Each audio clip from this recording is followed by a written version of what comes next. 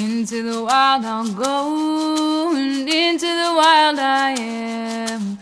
It's been a while, freedom child, since I left my roots back home. Into the wild I'll go, and into the wild I am. It's been a while, freedom child, since I left my roots back home. Welcome to the Freebirth Society podcast. This is a radical space for women who are ready to celebrate their autonomous choices in birth, motherhood, and beyond. Together, we'll learn about wild birth through personal narrative, we'll explore the politics of birth, and we'll analyze everything that relates to our lives as women from a feminist perspective. Here's your host, Emily Saldea. It's been a while, freedom child, since I left my roots back home. Happy New Year, women. We are kicking off 2024 with a super fun episode. Free birthing sisters are on the show today. Before we get going, what do we have going on this month? Oh my gosh, this might be the biggest month of our year. Okay, we've got final signups for Midwife Within. Our retreat registration technically was supposed to close with December, and there is literally one spot left before we're sold out, and I know that one of you are going to grab it, so here's your push. matriarchrisingfestival.com/midwifewithin. Join us in May for the most life-changing retreat with me and Elder Midwife, Sister Morningstar. This is a total once-in-a-lifetime opportunity. An incredible group of women have enrolled. So many of them are pregnant. Oh my gosh, what a dream come true. I cannot wait. matriarchrisingfestival.com/midwifewithin. Take the last spot. Also, tickets for Matriarch Rising Festival go on sale January 11th, and you know those add-ons go fast, like glamping and the toddler tickets, so do not wait around and get on that. Go to matriarchrisingfestival.com, drop your name on the newsletter to be the first to hear when tickets go live, and get your ticket, and I will see you this summer. Lastly, our big 3-day event is coming up, The Initiated Woman. If you haven't grabbed your spot for that, please do join us. It's going to be so good, and it's totally free. Doors open for the Blood Mysteries School later this month. I believe it's on the 23rd of January. We have updated the program. I am teaching this time around. It's just better than ever. I'm freaking jazzed about the Blood Mysteries School. You can join that waitlist to learn more at freebirthsociety.com/BMS waitlist. And I will drop in the show notes the link to opt in for the Initiated Woman so you can join us for that. Oh my gosh. What exciting events. I'm so pumped about this year. I am feeling that New Year energy, and I hope you are too. So today, Sophie and Julia, adorable freebirthing sisters and musicians from New Zealand, are on the show today sharing their birth stories and journeys into motherhood. I had received an email from them expressing their gratitude for the podcast, how it had changed their lives, and sending me some songs that were inspired by me or Freebirth Society and all of the work we do here. So, of course, I had to have them on the show. Both sisters are Rh negative and did not get the rhogam shot. They free-birthed healthy babies into the world, of course. Together, they share their stories full of wisdom and laughs and insights, all about shedding fears, the power of words, and how free birth has influenced their music. So be sure and listen all the way to the end as they bless us with their sweet voices in a beautiful song inspired by the transformation of free birth and the profound impact it has had on their lives. This is a super fun episode. Enjoy, and Happy New Year.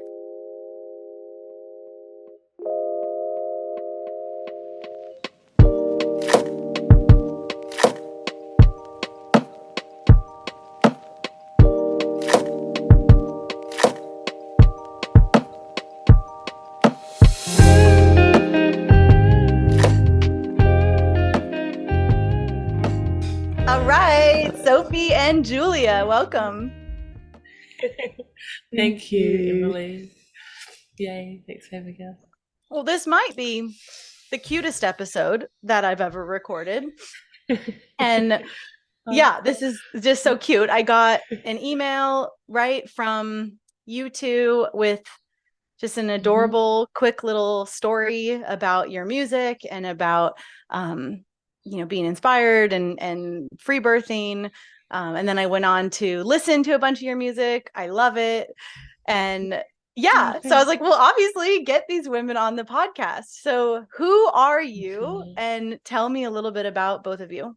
Sure. Well, I'm Sophie, and I'm Julia's sister, and we're mums and musicians, and yeah, we've been making music together and releasing it and playing shows for like 5 or 6 years now, and yeah, it's been a beautiful journey, and we're going strong. And yeah, since we found Freebirth Society, it's affected a lot of things in our life, I feel like, and then our music as well, and just yeah, it's been really beautiful. And yeah, that's why we reached out, because we're so grateful for the effect that it's had on our lives and our families' lives as well. Thank you. Yeah, Freebirth Society. Well, I found Freebirth Society when I was pregnant with my first son, and really wanted to free birth, but I had so much pressure from family members. It's your first child, you don't know what you're doing. Read all these books of what to expect, and you should go to the hospital. But yeah, I really wanted to free birth with my first son, but it didn't. I ended up getting a midwife, and the first midwife I had, she was very medicalized. She hadn't even had children herself. She just graduated, and I did the scans, the 20-week scan, and she was like, "Oh, did they tell you about your son's umbilical cord?" And they said that he was sewer single umbilical artery, and she was like, "So we're gonna have to monitor his growth. Gonna have to do regular checks." And that really didn't sit well with me, so I broke up with her. I was really set on free birthing, but yeah, too much pressure from family. So for their sake, I got a midwife. Yeah, and luckily she was as grassroots as you can in the medical system. She listened to all my no's, and yeah, so my first birth was with a midwife, and then Sophie. Yeah, she And didn't they also, just one thing, when you had that scan and the thing with the umbilical, they also told you that he might not make it past a certain point? Of course. Yeah. So we got a little bit about Julia, but then, so you said your first son. So then did you go on to free birth a next child? Yeah. Okay, cool. So we'll get into that story in a minute.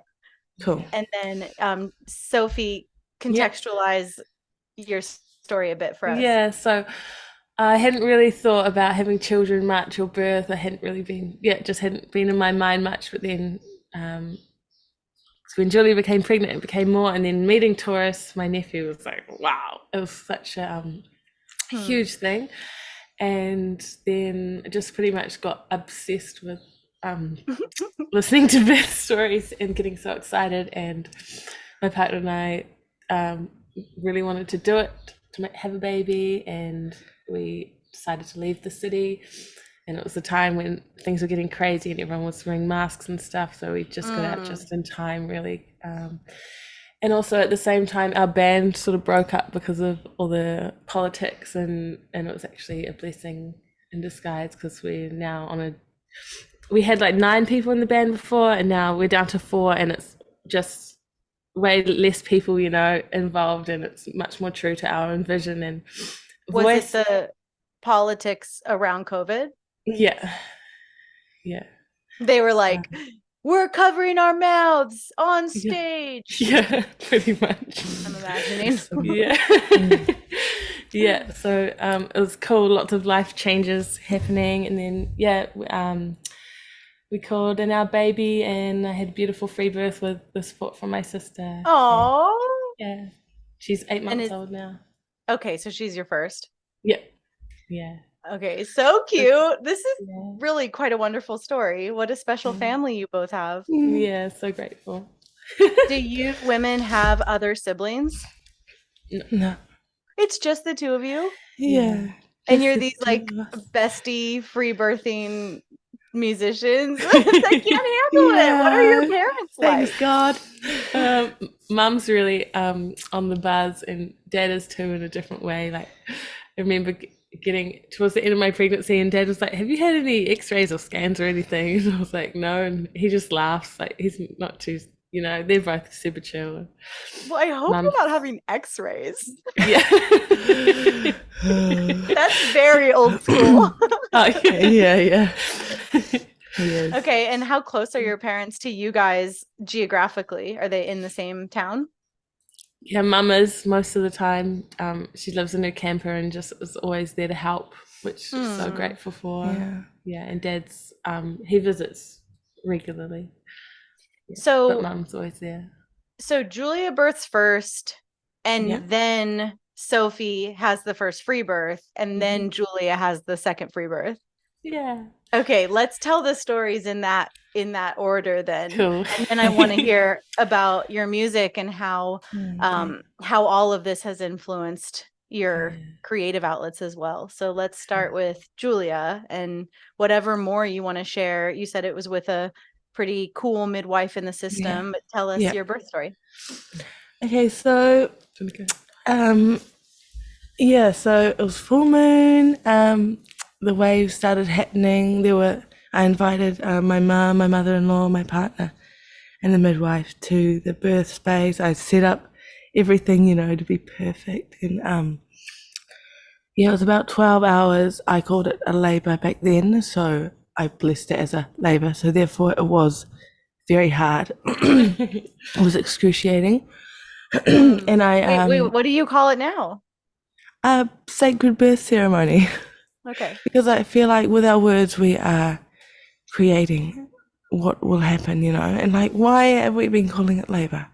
It's seriously sabotaging your experience as woman, that's like what you do outside, hard yakka, And so this experience was very excruciating. I was looking outside of myself, oh, help me, but I was really held by the woman there, which I will always look back on and be grateful for that. And it was a beautiful experience. 12 hours.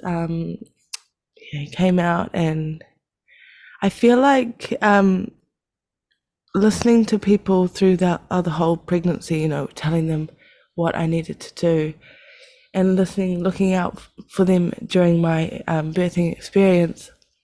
Then into motherhood, you're like, you carry that for that first time. What do I do? You're always looking out, rather than I wasn't trusting inside, But that was that. And then, and forgot to mention, I am RH negative, and I didn't have any of the shots either. I don't know about you. And then I got pregnant again, maybe a year and a bit later, and lost that baby. And it was in the same amount of time where Sophie then got pregnant with her baby. So it was like such a funny time. It was like a double-ended sword, like grieving, but so happy for my sister. And it just wasn't the right time. My body wasn't ready, obviously.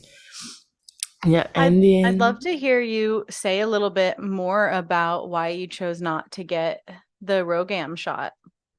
So I had an abortion when I was 21 or something, and I just was listening to what the doctor said. He said to me, "It's because you come from aliens." A doctor literally said that you need to get this shot so that your body doesn't kill your next baby. And so I'm like, okay. Wait, was he trying to be funny? No. Okay. Yeah, some serious medical advice there. Wow. And he's probably right. Yeah. Oh gosh. So and then I did a few years later, Sophie sent me something on Reddit about all these women who had RH, or the anti-D shot, and about their immune system and how it had been completely rocked. And I do, looking back, I noticed after that, it was a tough time. So when it came to that. So did you get it after the abortion? Yeah. Gotcha. So you did get it the first time. Yeah, and I had no idea what was in it, that it was plasma, pig plasma or something.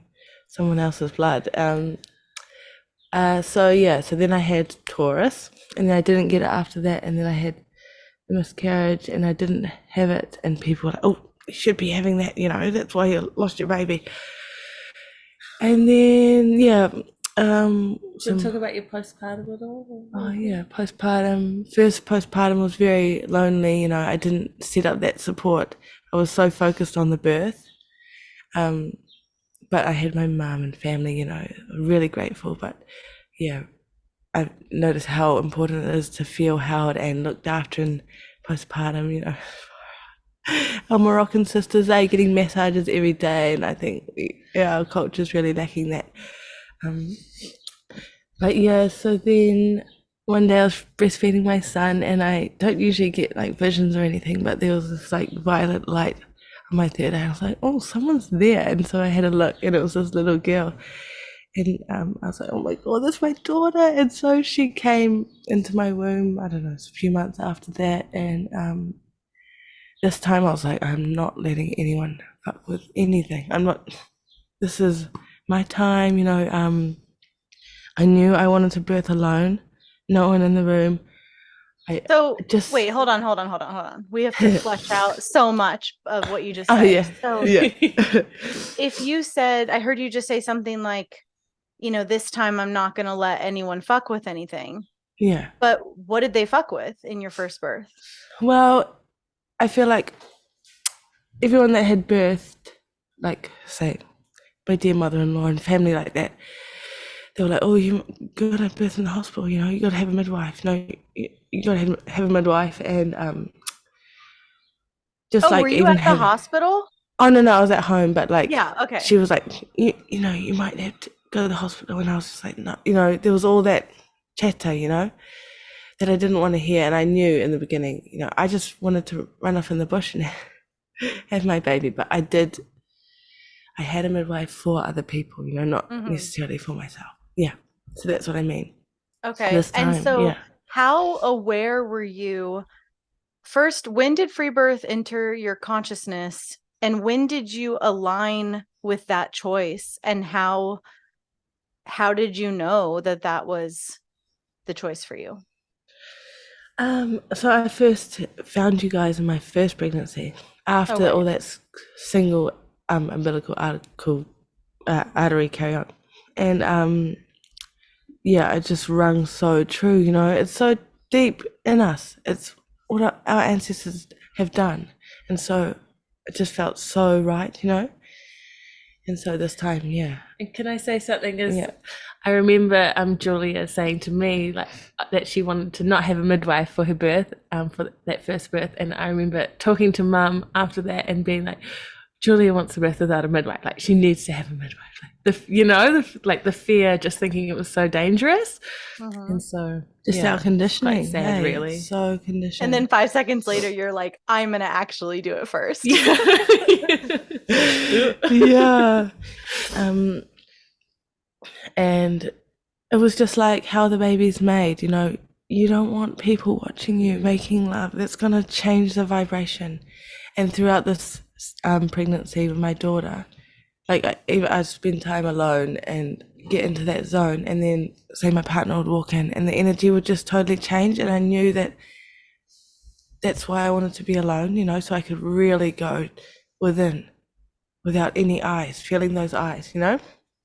So did you have language in your daughter's pregnancy for how you had outsourced in your first birth? What do you mean by that? Remember how you were saying, like, looking outside of yourself?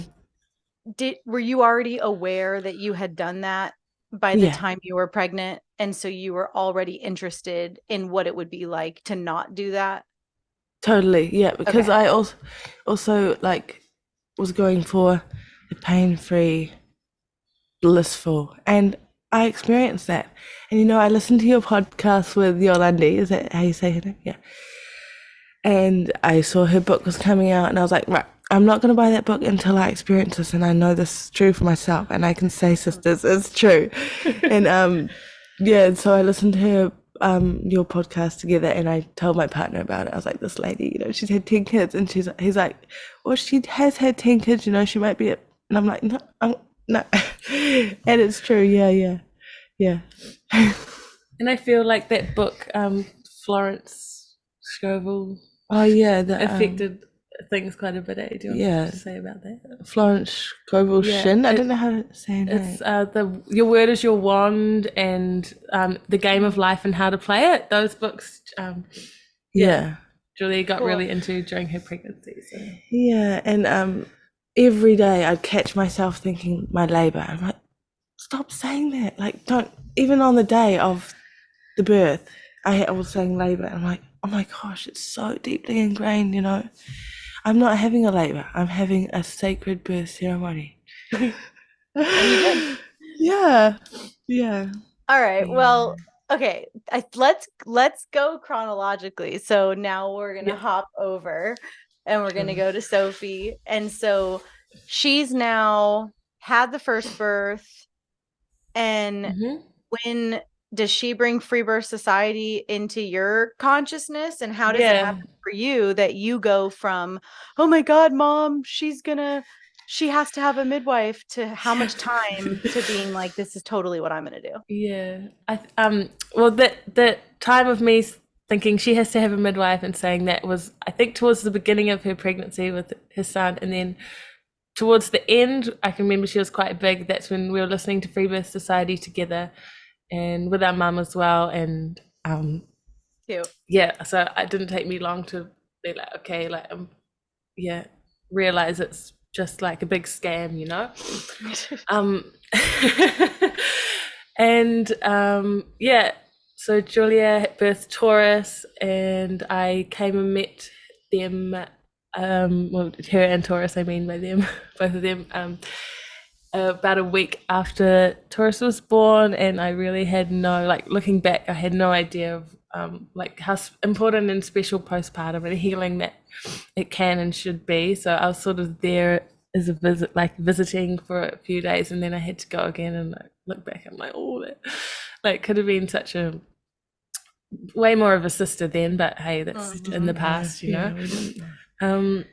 And so it was just life-changing. Like, I could feel my heart like ripping open meeting him. And and then I was like, well, I need to have a baby, like as soon as I smelt him. We left the city. My partner and I moved up here to Taranaki, which is a nice rural surf town region. And how close do you two live to each other now? We've just, last week I moved 10 minutes away, but for the last year and a bit we've been right next door to each other. Oh my God, it's been really cool. So helpful. Yeah, so we moved here, and then after a few months of settling in, was like, okay, we're ready to call this baby in, and started sort of, praying a little bit to her, and or whoever. We didn't know it was a girl at the time, although I knew, but I didn't want to say, in case of being wrong or something, like not fully trusting my my inkling. But started to invite her to come in, and she didn't come straight away, and I was definitely like having like thoughts of like, oh, why, I definitely it is a little bit of a hard time just fully trusting when you really want it so bad. Well, you don't know till you know, right? Yeah. I think we're groomed into suspecting that we're broken versus being groomed into knowing that we are fertile, vital, radiant. Yeah, and everything's just divine timing, eh? And we are fertile right now.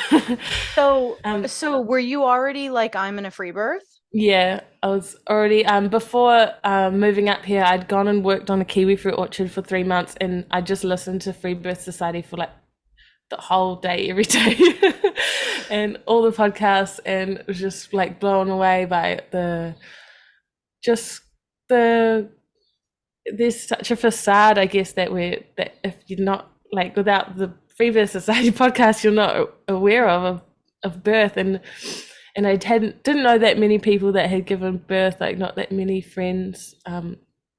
So it was just so interesting to learn about. It's just, felt, and it also opened up, I feel like, so much interest in other parts of just being a woman and being healthy and sovereign. So that was cool.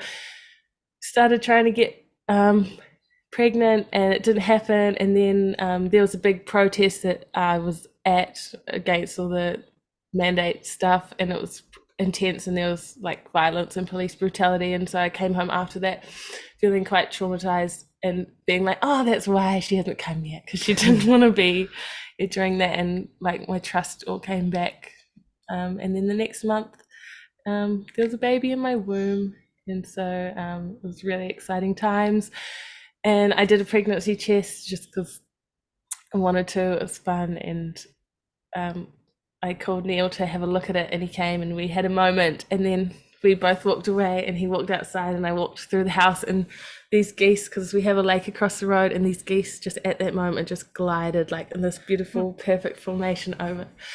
And then every time during my pregnancy, when I'd have like doubts or things come up, I just remember the geese and be like, everything's okay.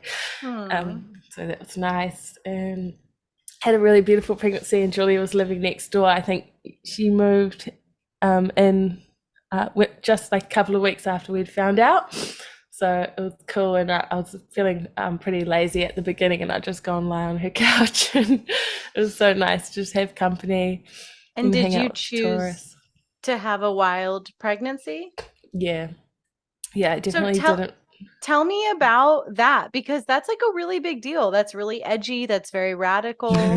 That's, it's not something your cis chose yet, right? So like, just tell me more about your choice. I did actually have, I had one call with a midwife when I first found out, just because I was like, is there anything I need to know? Like, but she had stopped practicing and handed in her midwifery license because of the mandates that you have to be vaccinated to be a midwife.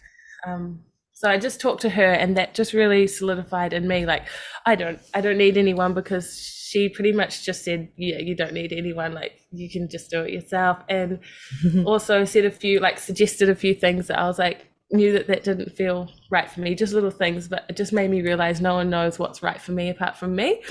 And so that was cool. Like, that's what I got out of that call. And like, certainly not a stranger. Like, your sister might be able to help you in a way that's in deep alignment with who you are, because she knows you, right? But this idea that a complete stranger can give you like generalized advice is cuckoo. Yeah, it is crazy.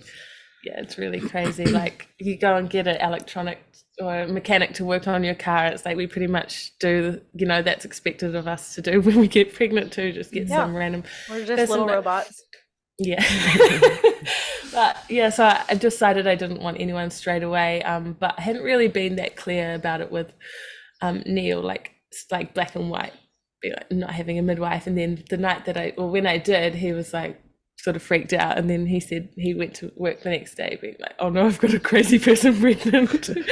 But we just talked it out, and he just had the same conditioning that I had when Julia had said that to me, and I brought that book, Unassisted Childbirth, and he just read the first few chapters and was like, okay, nah, fair enough. Like, we just had to talk it out. But I was just looking after myself and just enjoying life like throughout my pregnancy, and I just knew that's what all I needed to do was just connect with my baby, be stress-free, and do what I enjoyed.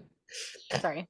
What would you say was like the deepest work of that pregnancy? Like, what was hard about it, or what was really confronting about it? I think the whole way, like I would be lying if I said it was just full enjoyment. Like, it was definitely like a lot of dark thoughts, often of worry, and I guess just from things you've heard and knowing, or just things like often it would come in my head, like especially in the first trimester, like I should just get a scan, maybe just check, I don't know. And then as my puka grew, she was definitely more on one side than the other. But I always knew I knew deep down it was, everything was perfect, but I guess there'd just be shit on the top that you'd have to like actively be like, go away. No, you don't, these thoughts don't belong here. Yeah. Which was, it was, I just have only really fond memories of, even though it was tough, like just sitting together, knowing that your baby's with you and caring for yourself and her as one. It's so lovely. But how did you prepare for this free birth as your first birth? Yeah. Besides listening to every episode ever of Yeah. my podcast. I always did I don't know if this was, I guess I was trying to like open my hips and do like stretching, which I don't know if I guess it's just like the kind of person I was or am, is like physical.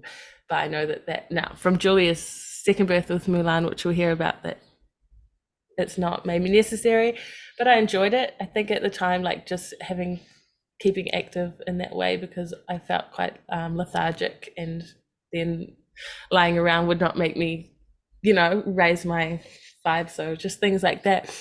But I just did what I enjoyed and ate good food and steak for breakfast. And I kept surfing till about 6 months. Just that's, I think, how I prepared. I sort of planned out how I wanted the birth to be.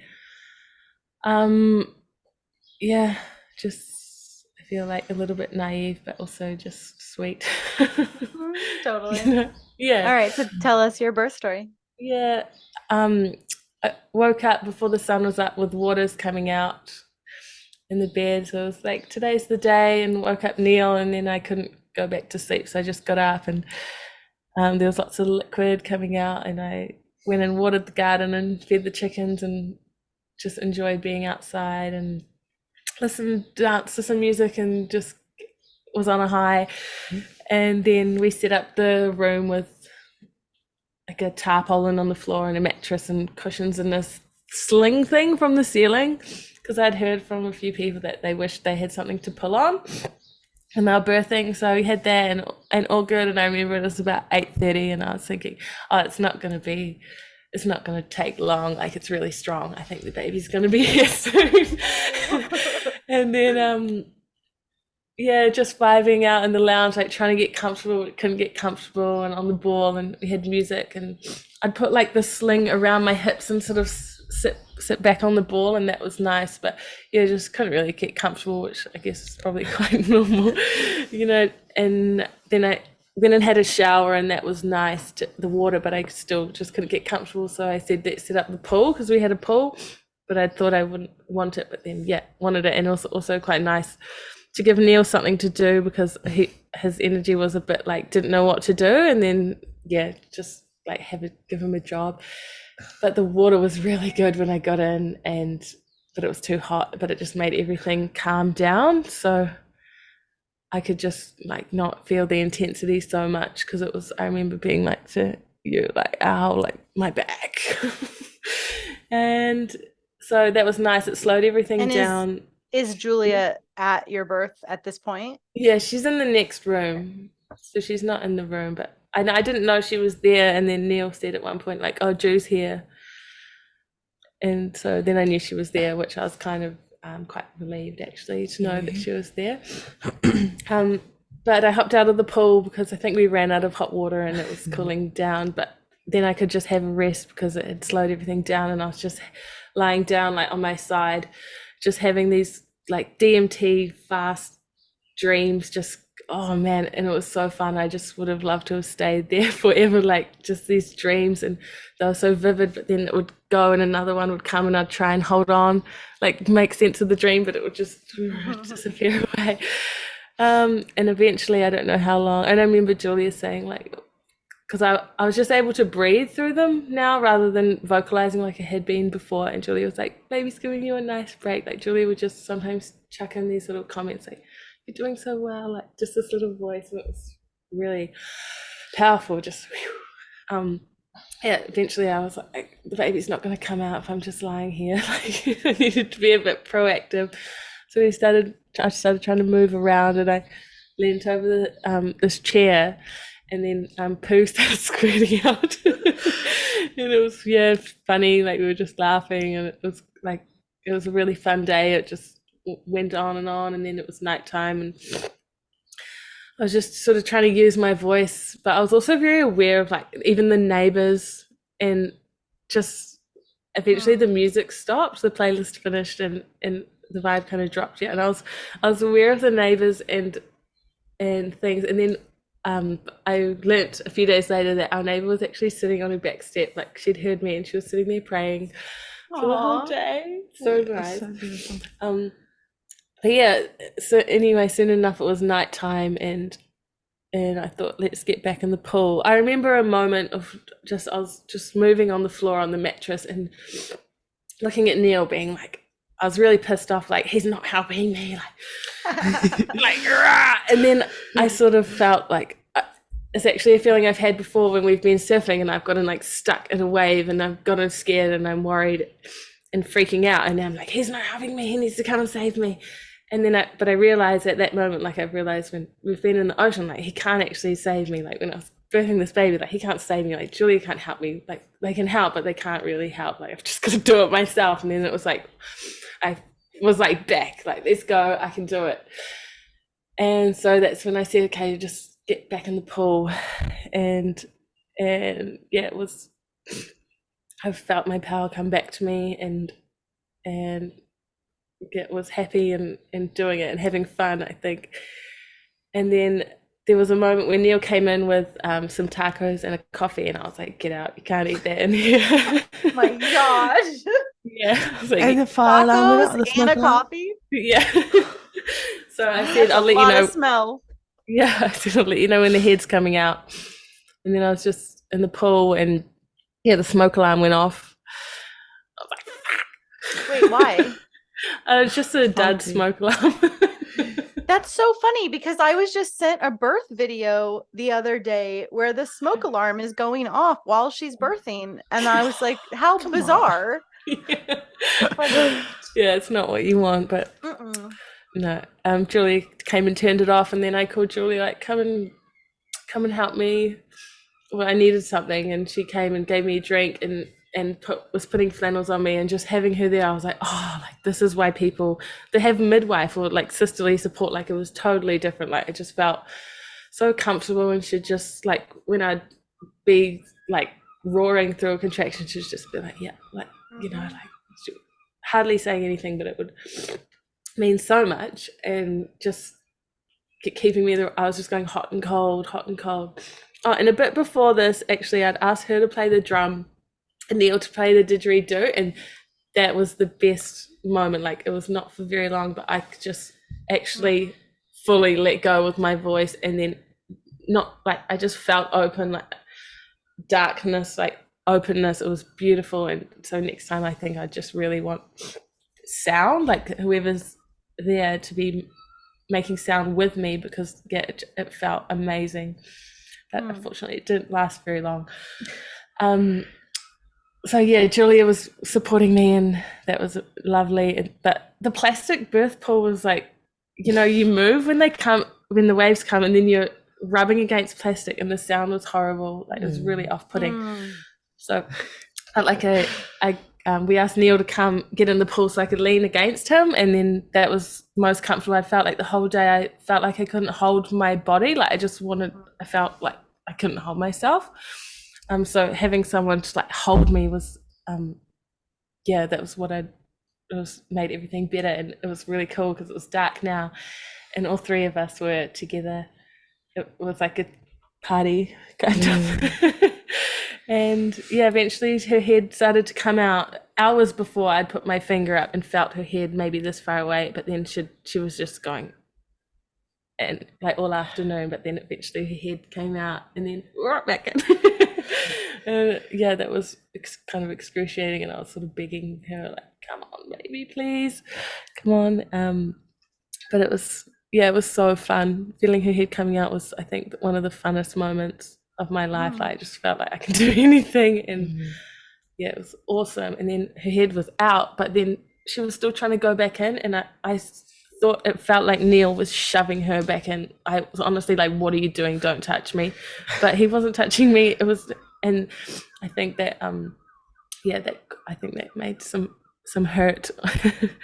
What? Yeah, I don't know if it was her or is it the body contracting or what, but yeah, she was trying to go back in. But well, they will launch off your fundus, off the top of your uterus, and they'll like frog leap off your fundus, and many women will think that their partner is touching.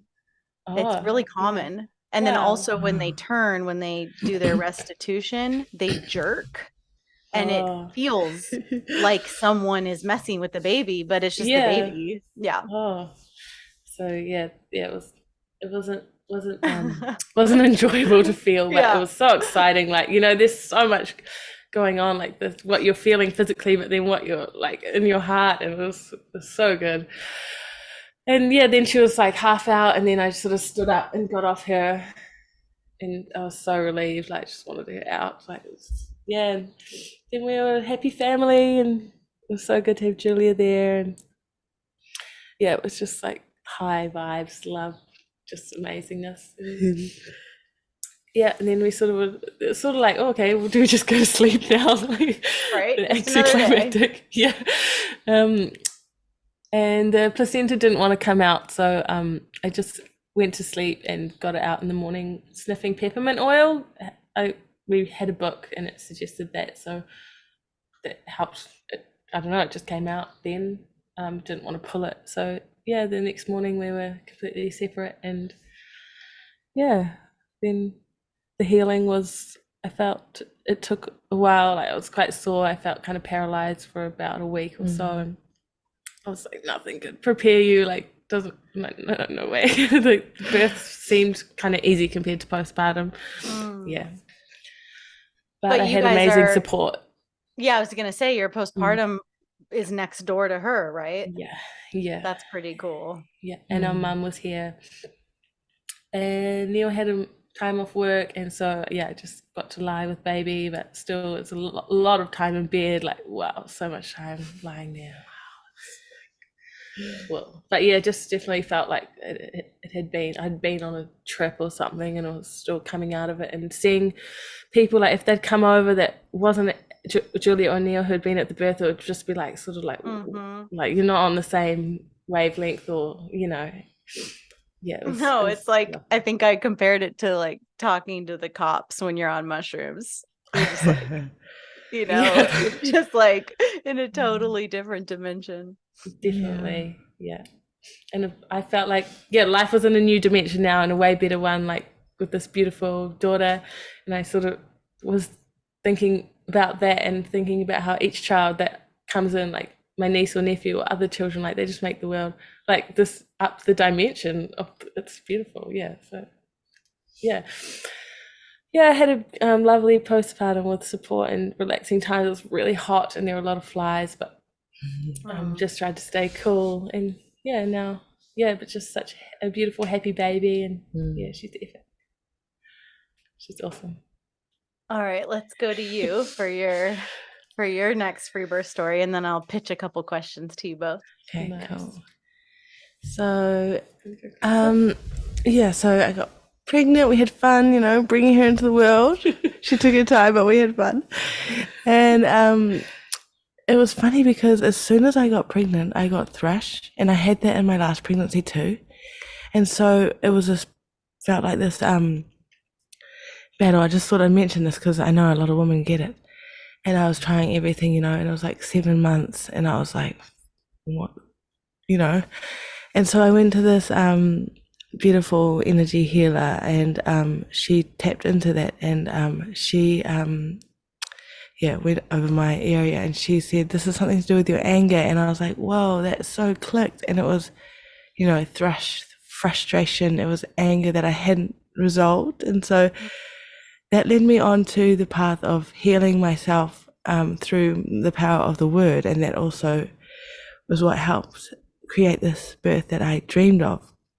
was speaking to my body, and as soon as I healed my anger and my frustration, which took only a few weeks, the thrush had gone and it didn't come back. And I thought, wow, so I am really this powerful healer that God created us to be. And so so it was a really good pregnancy. Apart from that, that was a battle. And but the last 2 months where I was frustration free, I was having these That's funny.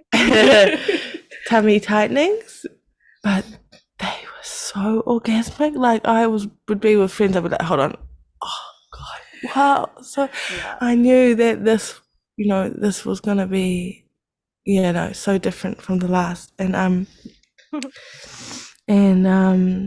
so I envisioned what I wanted. I wanted a pain-free, blissful, orgasmic birth ceremony.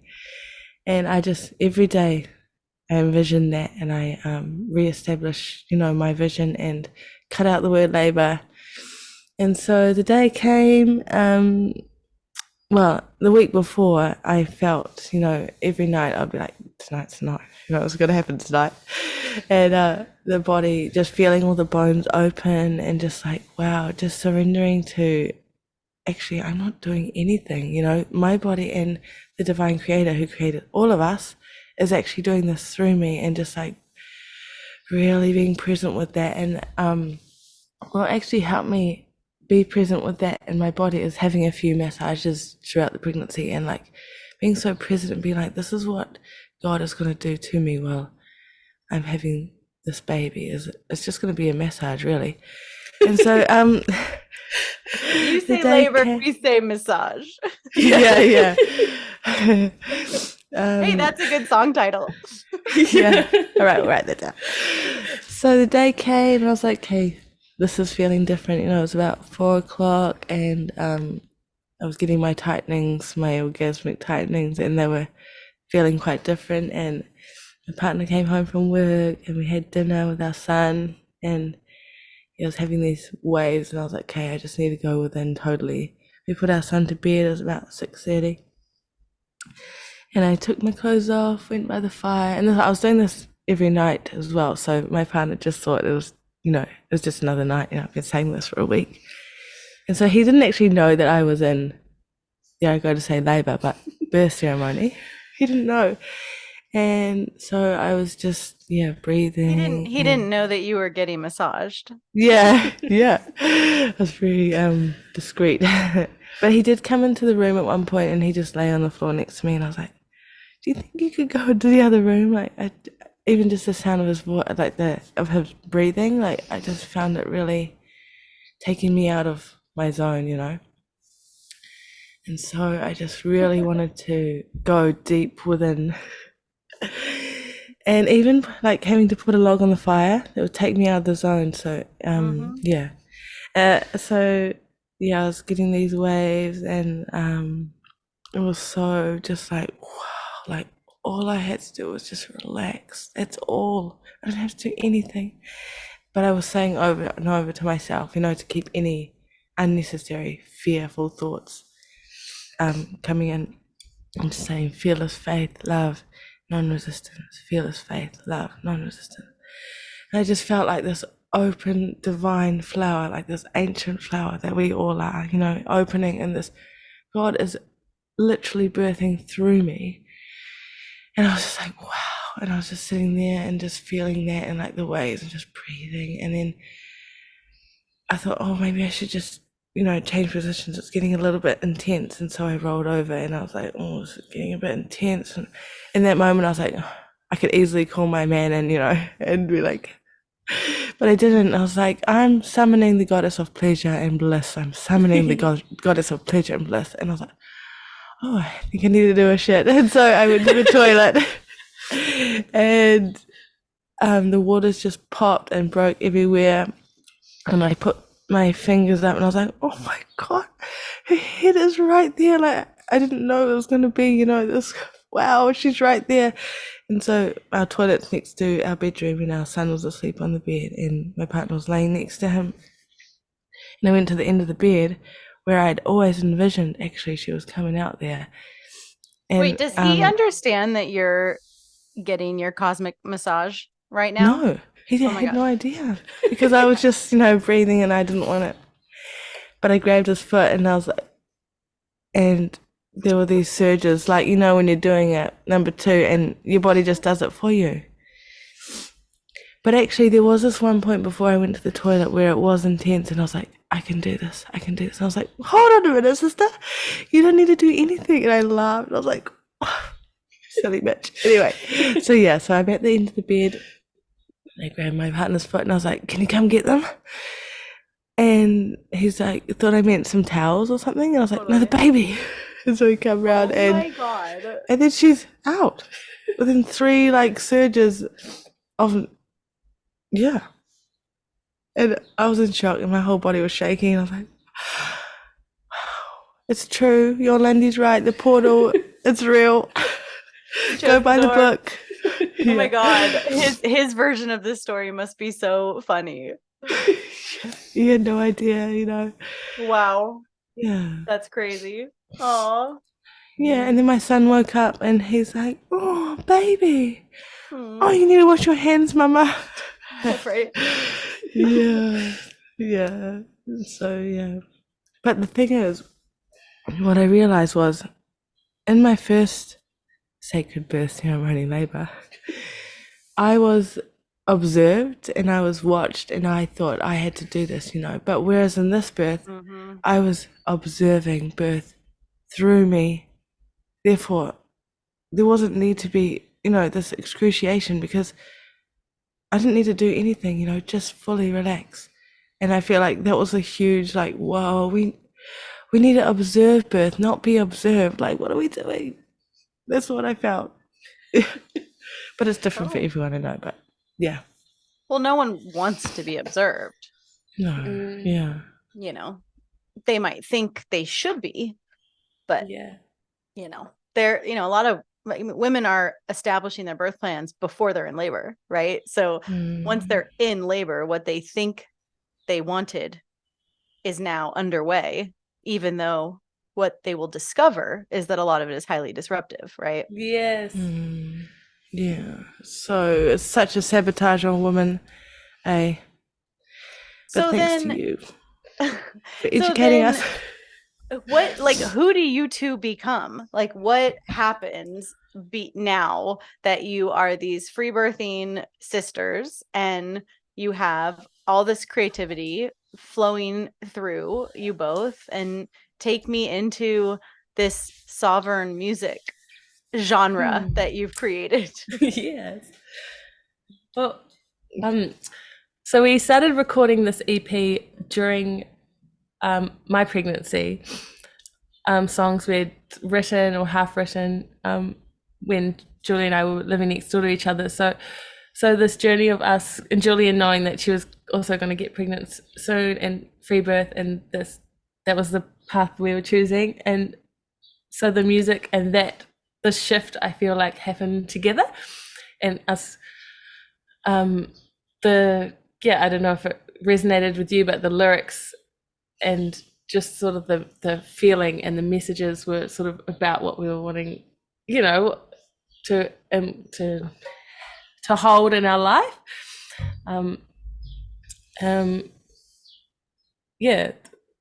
So who do we become? I guess, it was just, I don't know, that's just what I was thinking. The music and us choosing to birth this way and experience it together was intertwined, I feel like. And taking our power back, Yeah, exactly. That's kind of what I want to hear more of, is how does free birth and actualizing, what you just articulated, Julia, how does that change and shape you both? Well, now, anything that comes up, physical ailments, anything, I'm not going to go and ask someone else first. I'm going to ask the inner guidance.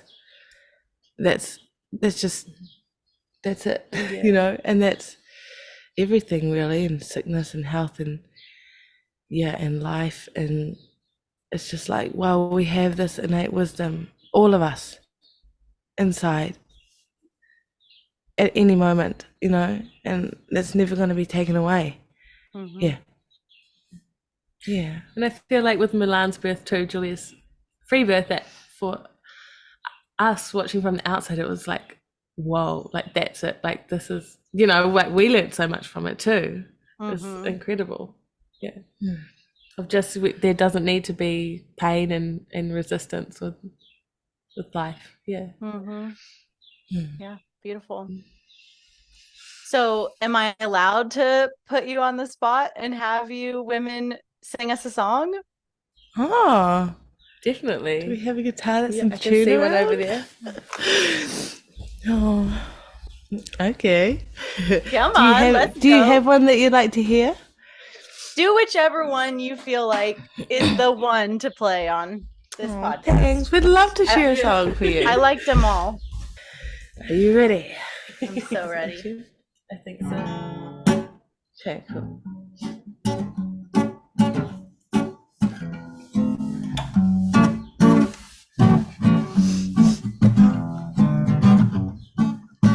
Dr. Ricknell live on Free Birth Society. Woo, woo, woo. In my mind, there's a garden. How's that levels for you, sis? You're going on Instagram. With my body, another life can grow. Get up and glide to that sweet inspiration. When you're inspired, the spirit is contagious. Croon we will, so be it with joy, and so be it with ease, so be it with abundance. We are not spinning, no, stationary and divine. How can we make sense as children when they try to force feed us lies? I can smell infiltration, and I can smell it from a mile. What's intended for the next generation, taming everything that's wild. But you'll never tame the waves, you'll never tame the wound. You'll never tame my man. You can never tame this woman. The divine creator makes no mistakes. The divine creator makes no mistakes. Na na na na na na na na na. Na na na na na na na na na.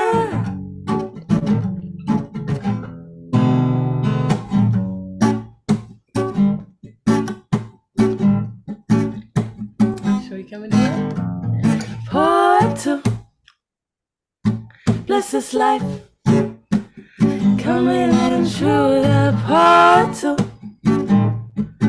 bringing life, bringing it through the portal. Blood is life, and for the woman who have come before us, bless this life.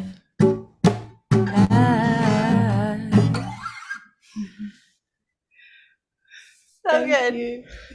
Oh, that was such a treat. Thank you. Oh, I thanks. took a clip. I'm going to put it on Instagram. But do you women have a tag that's just for your music?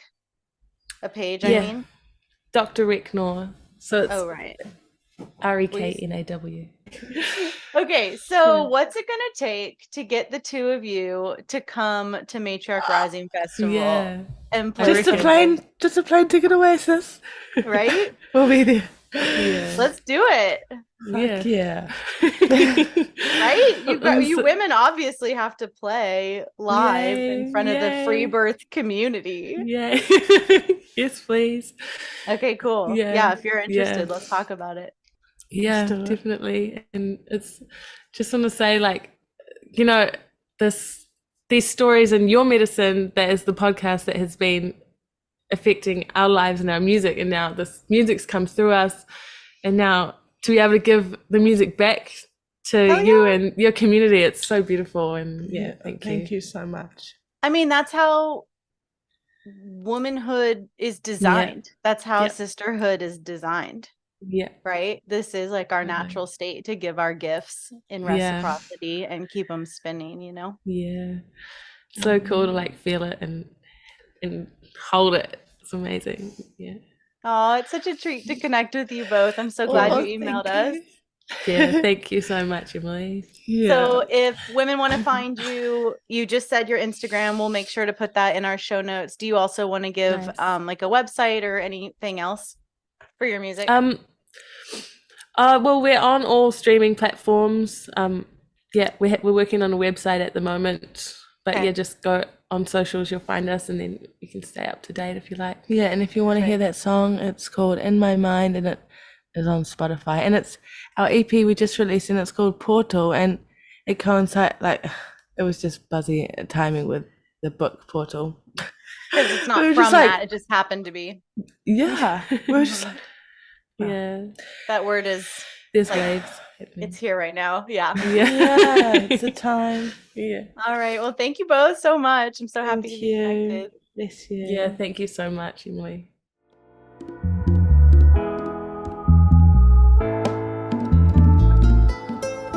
I hope you enjoyed the show today. You can support this podcast by donating to it on freebirthsociety.com and leaving an awesome review on whatever platform you listen on. The more reviews, the more visibility the show gets, so let's spread the word of sovereign birth. We've always got a lot going on at Free Birth Society, and you can find out about all of it at freebirthsociety.com, at Free Birth Society on Instagram, and opt in to my newsletter below in the show notes. We offer courses on free birth, authentic midwifery, and the blood mysteries, as well as one-on-one coaching, in-person retreats, and of course, our annual Women's Festival. Our exclusive, vetted, private membership is definitely something to check out if you're looking for a community of wise sisters. Together we rise. We must speak our stories, claim our lives, and support one another. This is the living revolution, and I am so grateful to be in it with all of you. I'll leave you with our epic Free Birth Society theme song, Wild Woman by Aruba Red. I honor you for the wisdom you held, the ancient traditions of plant medicine and womb magic. I feel the spirit of the ancestors as I place my hands upon my belly. This sacred portal will be honored. Eons upon light beams of survival, withstanding the eradication of our power by design. I will not allow the separation of our young to be forced upon me. My sisters will no longer birth in captivity. The picket line redefined from burning our wild women to paralyzing us and drugging our babes. Strapped down in a clinical white bed, drying up the milk from our breasts. Keep your needles. My family will never again be doomed to chase those dragons or your poison. We reject your fear. We choose love. Everything with intention. Death, ascension. I will fly and bring her back from the stars.